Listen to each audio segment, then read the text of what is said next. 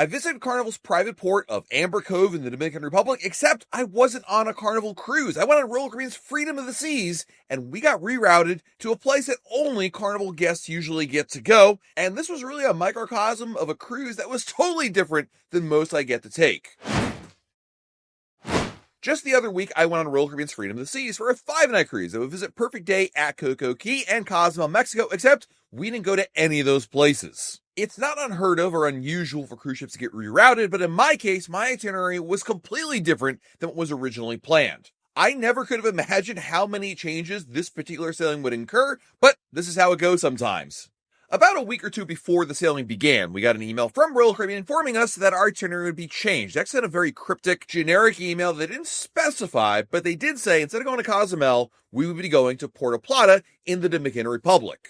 While the email didn't say why, I'm assuming the issue was a lot of the fallout related to other cruise ships being rerouted to Cozumel as a result of Hurricane Melissa. As you may know, Hurricane Melissa decimated Jamaica, and as a result, a number of Royal Caribbean cruise ships were sent to Cozumel. And I think what happened was basically there were just too many ships going there, and we were the odd man out, so they moved us over to Puerto Plata. And I'll be honest, while I love Cozumel because of the food and great things to do there, I wasn't opposed to going to Puerto Plata because I haven't really been there. I mean, I've been there one time. It was on a celebrity ship. So from a blog purpose standpoint, I was all about this because this would give me an opportunity to visit a port I don't usually get to go to. And I love Puerto Plata for the fact that it has a lot of great options there. Their port facility is really impressive. It's not only fairly new, but it also has a complimentary pool area and lazy river.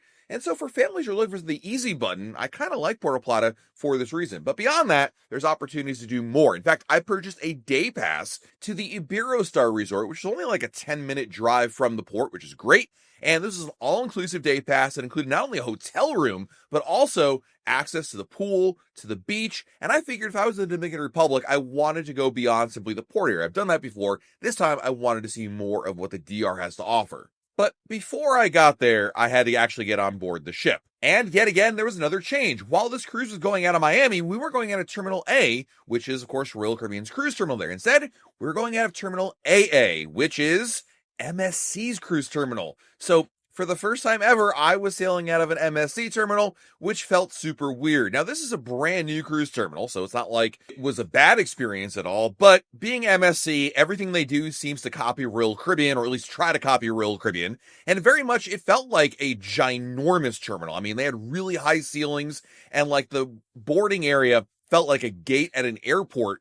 It's not a big deal, obviously, because cruise terminals are really just a staging area. And in most cases, especially with Royal Caribbean ships, you spend very little time in there because the boarding process is so efficient. Nonetheless, boarding in an MSC cruise terminal, you can check that off as one other thing that changed on this cruise. Now, as we got on board the ship, boarding day, embarkation day, yay, we're going to Perfect Day Coco Key tomorrow, right? Wrong. The captain came on and made an announcement that our itinerary would be changing.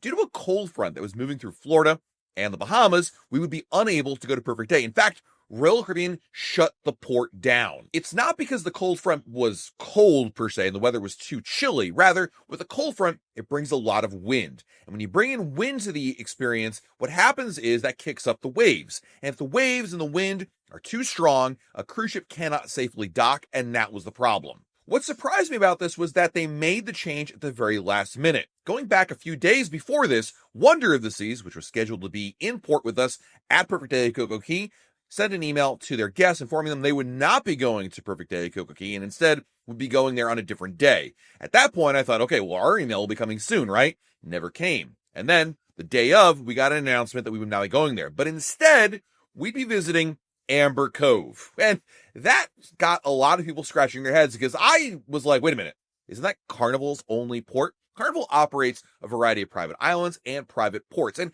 Amber Cove doesn't really have a one-to-one similarity on Royal Caribbean's side. Royal Caribbean has Perfect Day Coco Key. They're building Perfect Day Mexico. These are private islands. Perfect Day Mexico is not an island, but private enclaves that have a lot included and some extra upcharges as well. But these operations are run and operated by Royal Caribbean. In the case of Perfect Day Coco Key and even Labadee, you can't leave the area. I mean, you can't go on your own and do your own tour. But Amber Cove is very different. Certainly only Carnival ships can go there. And why can a Royal Caribbean ship go there?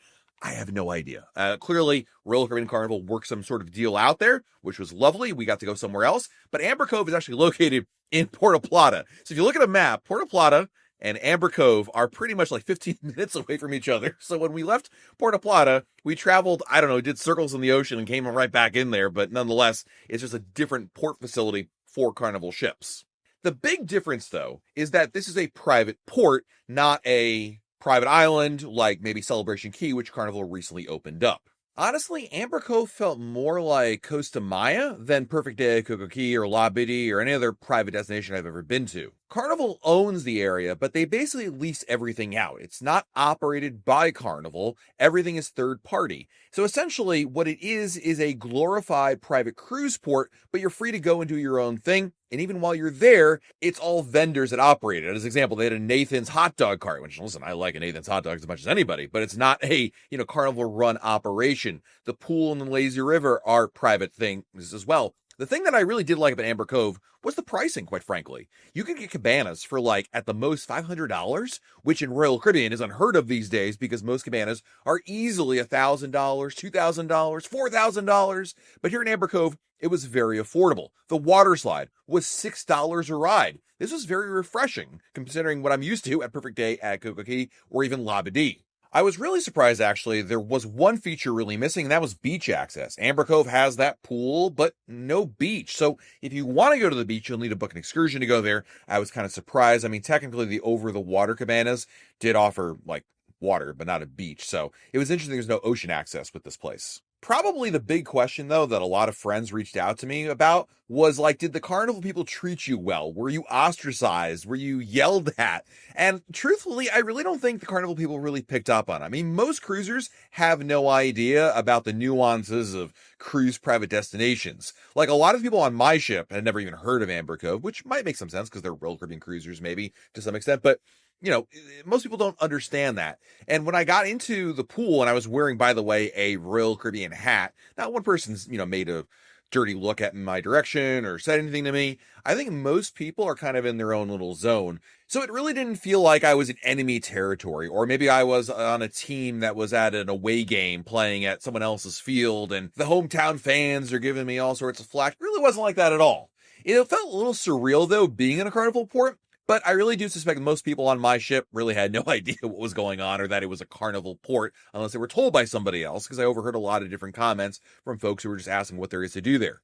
Because Carnival leases out all of its operations, it doesn't have that overtly obvious Carnival motif to it. I didn't see Freddy the Fun Ship mascot.